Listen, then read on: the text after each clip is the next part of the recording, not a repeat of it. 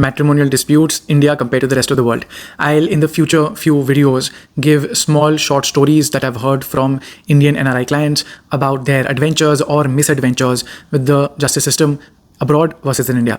So this client reached out to me a couple of years ago, said that when I was at office, no prior dispute, no prior fight, what was going on in my wife's mind? Couple of months we've been living together in Germany, and so what happens is, he says, I come back from the office, I can't see my wife anywhere, I'm calling her up, she's not picking her phone, and after 2-3 hours of panicking, I finally go to the cops, and the cops say, oh, you're the husband, so your wife apparently called us up and said, I'm a victim of domestic violence, please help me, my husband is torturing me. So we come to the house. Now, later we find out that some local vakil sahab in India said to the wife, you call up the police, they will help you.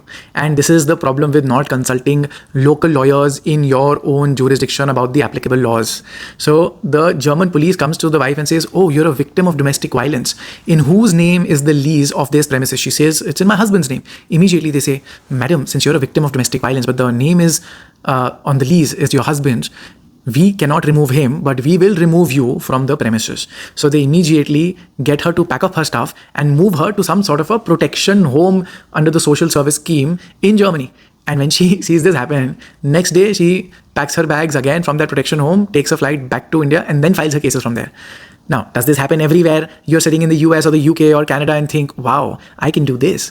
Please, for God's sake, the laws are very different from country to country to country to country. I've had cases where the wife has sought residence orders in the house, owned or leased by the husband, similar to provisions in India. So please consult your local lawyer about what's going on. And if you are an Indian citizen or NRI or your Indian origin but foreign citizen, you must also consult an Indian lawyer on the Indian angle as well, because a lot of times nothing has happened in India. Parties are both met abroad, everything abroad, yet the girl can invoke India cases as well. So just be a little careful and always take advice from local matrimonial lawyers. Lesson of the story.